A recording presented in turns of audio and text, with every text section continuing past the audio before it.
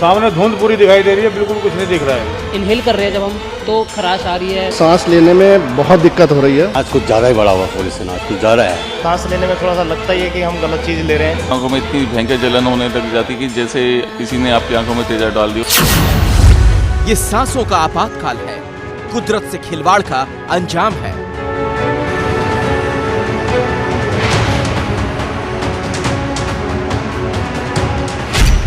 जो जहर हमने ही हवाओं में घोला, ये उन हवाओं का इंतकाम है।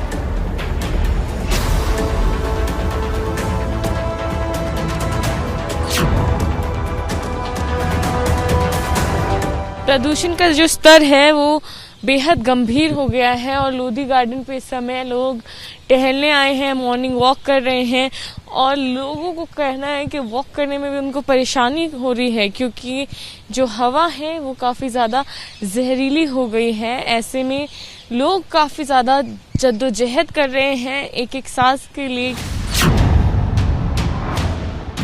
आपको ये सामने मेट्रो स्टेशन कड़कड़डूमा का नज़र आएगा जो स्मॉग की चादर में इस समय घिरा हुआ है और तकरीबन हर इलाके में इस समय यही हाल है। दूर तक ऐसा लग रहा है कि धुंध ही धुंध छाई हुई है, विजिबिलिटी काफ़ी कम है और हवा में जहर इस कदर घुला हुआ है कि सांस लेना मुश्किल हो रहा है।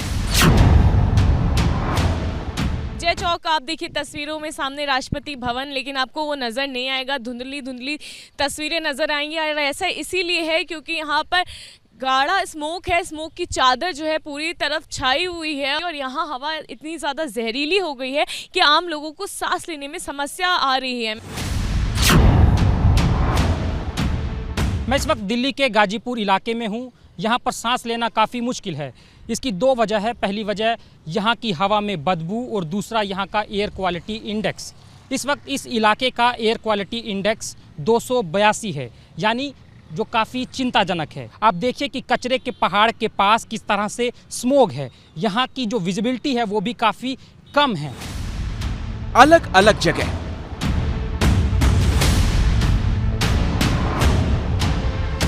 अलग अलग वक्त,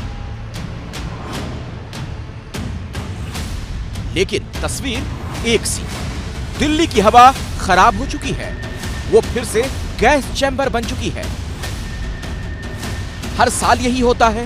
सर्दियों का मौसम आते ही इसी तरह प्रदूषण का अटैक होता है। लोग शिकायत करते हैं, सरकार से सवाल करते हैं। सरकारें भी दिखाने के लिए 2-4 फैसले और ऐलान कर देती है, लेकिन हालात नहीं बदलते क्योंकि न सरकार अपनी जिम्मेदारी समझती है न लोग। जो हम लोग हैं दिवाली में जो पटाखे जलाए हैं, जो जलाए उसकी वजह से ही ज्यादा पोल्यूशन है ना। ये तो पटाखे वगैरह मना था, इस बार लोगों ने ऐसा लगा जैसे गुस्से में आके, आवेश में आके लोगों ने पटाखे वगैरह ज्यादा जलाए, ज्यादा फोड़े। तो कहीं ना कहीं हम लोगों का भी हाथ साथ तो है ही है कुछ ना कुछ। जैसे पराली वगैरह जल रही है, हर साल बात होती है पराली की, लेकिन हमारे हिसाब से उस पर ज्यादा कुछ किया नहीं जा रहा। गाड़ियों की वजह से भी पोल्यूशन ज़्यादा हो रहा है। जगह जगह पराली जलाई जा रही है, उसकी वजह से भी पोल्यूशन हो रहा है। प्रदूषण की ये मार सिर्फ दिल्ली पर नहीं बल्कि दिल्ली से सटे नोएडा और गाजियाबाद पर भी उतनी ही घातक है। बल्कि कई बार तो नोएडा और गाजियाबाद की हवा दिल्ली से भी ज्यादा जहरीली हो जाती है। और अगर एयर क्वालिटी इंडेक्स की बात करें तो गाजियाबाद लगातार 3 दिनों से देश का सबसे प्रदूषित शहर बना हुआ है।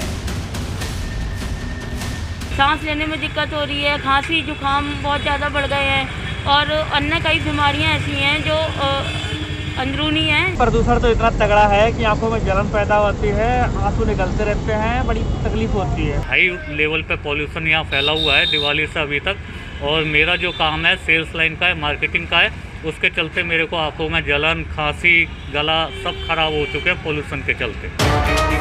गाजियाबाद में प्रदूषण किस हद तक बढ़ा हुआ है वो इन आंकड़ों में देखिए। 8 नवंबर को सुबह 9 बजे गाजियाबाद के लोनी इलाके में PM 2.5 का स्तर 452 था, जो सबसे ऊपर यानी गंभीर श्रेणी में माना जाता है। 9 नवंबर को ये बढ़कर 462 हो गया, 10 नवंबर को 453, 11 नवंबर को 480 और 12 नवंबर को ये बढ़कर 499 पहुंच गया, यानी अधिकतम से सिर्फ एक कम। हम आपको बता दें कि देश में प्रदूषण का स्तर नापने के लिए जो 6 श्रेणियां बनाई गई हैं, उसकी अधिकतम सीमा 500 है और ये गाजियाबाद की उस वक्त की तस्वीरें हैं जब प्रदूषण अधिकतम स्तर पर पहुंच गया। सुबह के वक्त गाजियाबाद की लगभग हर सड़क पर यही हाल था। ऐसा लग रहा था जैसे अंधेरा छा गया हो, जबकि सच्चाई ये है कि धुंध की मोटी परत नीचे तक उतर आई थी। इस धुंध में PM 2.5 और PM 10 की इतनी मात्रा है जो किसी को भी बीमार कर सकती है। और इसी का नतीजा है कि शहर के अस्पतालों में मरीजों की भीड़ बढ़ गई है। किसी को सांस लेने में तकलीफ, कोई खांसी से बेहाल, तो किसी का अस्थमा बढ़ गया है। यहाँ हर दिन अस्थमा के 50 से 60 मरीज आ रहे हैं, जिसमें सबसे ज्यादा बच्चे और बुजुर्ग हैं। सांस के अलावा आंखों की एलर्जी और स्किन प्रॉब्लम्स भी देखने को मिल रही है प्रदूषण की वजह से। ऑक्सीजन की व्यवस्था हमारे पास है, नेबुलाइजर की व्यवस्था हमारे पास है और एंटी एलर्जिक्स वगैरह सब कुछ हमारे पास है। मतलब हम जिसे कहना चाहिए ना कि वार लाइक सिचुएशन के लिए बिल्कुल तैयार है। लगभग यही स्थिति दिल्ली की भी है। सेहत का ख्याल रखने के लिए लोग मॉर्निंग वॉक पर जाते हैं, लेकिन इन दिनों ये मॉर्निंग वॉक भी उन्हें बीमार कर रही है, क्योंकि सुबह के वक्त हवा में प्रदूषण सबसे ज्यादा होता है। इस बार ये प्रदूषण और ज्यादा घातक इसलिए हो गया क्योंकि बहुत से लोग जिन्हें कुछ समय पहले कोरोना हुआ था, उनके फेफड़े पहले से ही कमजोर हैं। अनीशा चंग कोरोना की दूसरी लहर में कोरोना का शिकार हुई थी। उस वक्त उनकी हालत इतनी ज्यादा खराब हुई थी कि स्टेरॉइड से लेकर ऑक्सीजन तक देने की नौबत आ गई।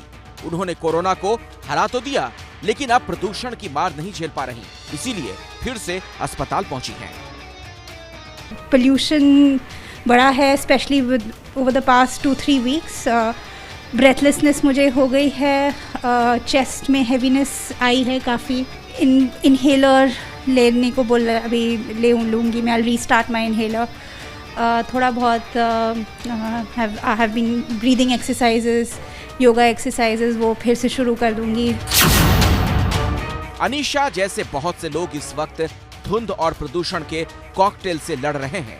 खास तौर से दिवाली के बाद से मरीजों की संख्या तेजी से बढ़ी है।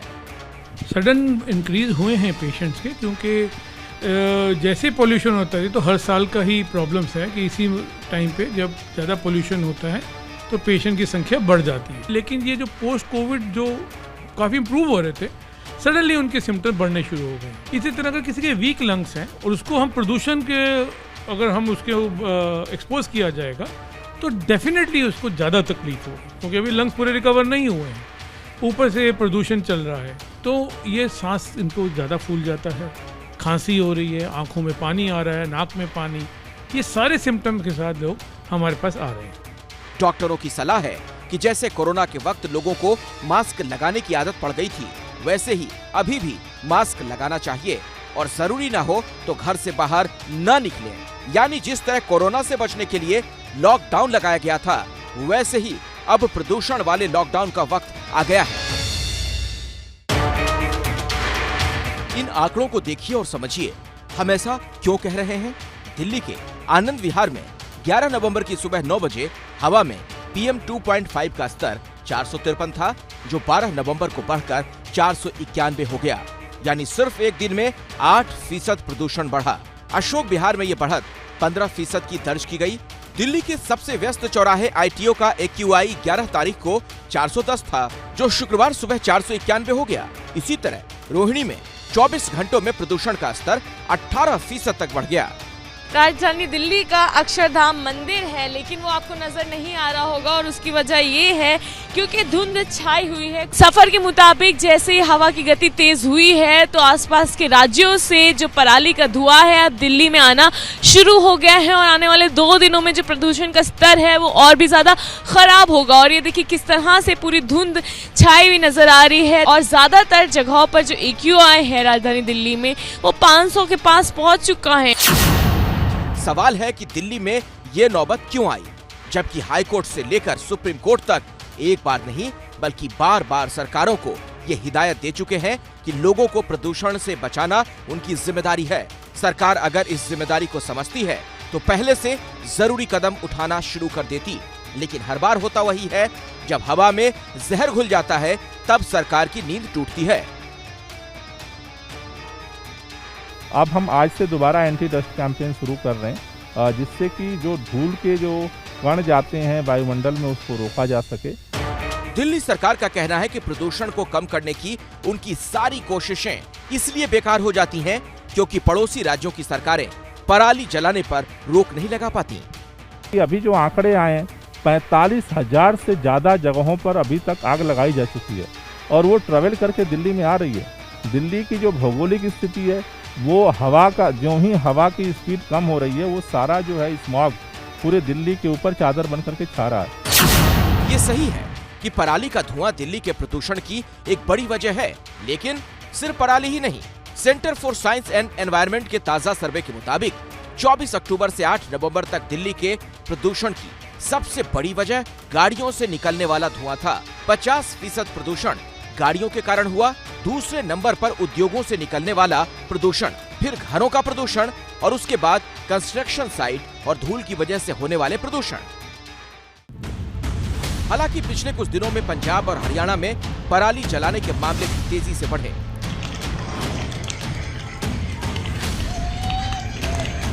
ये हाल तब है जब सरकार पराली जलाने पर रोक लगा चुकी है। पराली जलाने वाले किसानों के अपने अपने तर्क हैं। किसानों का कहना है कि वो पराली ना जलाएं तो क्या करें, तो कोई ये मानने को तैयार ही नहीं कि पराली जलाने के कारण प्रदूषण बढ़ता है। भाई जी ਕਾਰਨ ਤਾਂ ਇਹੀ ਹੈ ਵੀ ਸਰਕਾਰ ਨੇ ਕੁਝ ਦਿੱਤਾ ਨਹੀਂ। ਜੇ ਅਸੀਂ ਹੁਣ ਇਹਨੂੰ ਨਹੀਂ ਅੱਗ ਲਾਉਂਦੇ ਤਾਂ ਸਾਡਾ ਵਾਹਣ ਨਹੀਂ ਤਿਆਰ ਹੁੰਦਾ, ਸਾਡੀ ਕਣਕ ਨਹੀਂ ਬੀਜੀ ਜਾਂਦੀ। ਇਹਦੇ ਕਰਕੇ ਸਾਡੇ ਕੋਲੇ ਹੋਰ ਕੋਈ ਹੱਲ ਹੀ ਨਹੀਂ ਅੱਗ ਲਾਉਣ ਤੋਂ ਬਿਨਾ। ਇਹ ਅੱਗ ਲਾਉਣ ਤੋਂ ਬਿਨਾ ਸਾਡੇ ਕੋਲੇ ਕੋਈ ਹੱਲ नहीं, जो गवर्नमेंट ने करना सो कर लेगा। पराली से प्रदूषण में बड़ी भूमिका हवा की रफ्तार की होती है। अगर जिस वक्त पराली जलाई जा रही है उसी वक्त हवा पंजाब हरियाणा से दिल्ली की तरफ बह रही है तो ये धुआं बहुत जल्द पूरी दिल्ली को अपनी चपेट में ले लेता है। पिछले कुछ दिनों में यही हुआ। हवा की रफ्तार बढ़ी और पराली का धुआं खेतों से दिल्ली तक पहुंच गया और दिल्ली की हवा में पहले से मौजूद प्रदूषण के साथ मिलकर इसने दिल्ली का दम घोटना शुरू कर दिया। इसीलिए 1 नवंबर को जहां दिल्ली के प्रदूषण में पराली की हिस्सेदारी सिर्फ 7% थी, वहीं 4 नवंबर से बढ़ने लगी। यही वो वक्त था जब पंजाब हरियाणा में सबसे ज्यादा पराली जलाई गई। नतीजा ये हुआ कि 5 नवंबर को प्रदूषण में पराली की हिस्सेदारी 36% हुई, 6 को 41% और 7 नवंबर को अब तक की सबसे ज्यादा यानी 48% पर पहुंच गई। इसके बाद पराली जलाने के मामले घटे तो अब पराली प्रदूषण की हिस्सेदारी भी घटकर 26% पर आ गई है।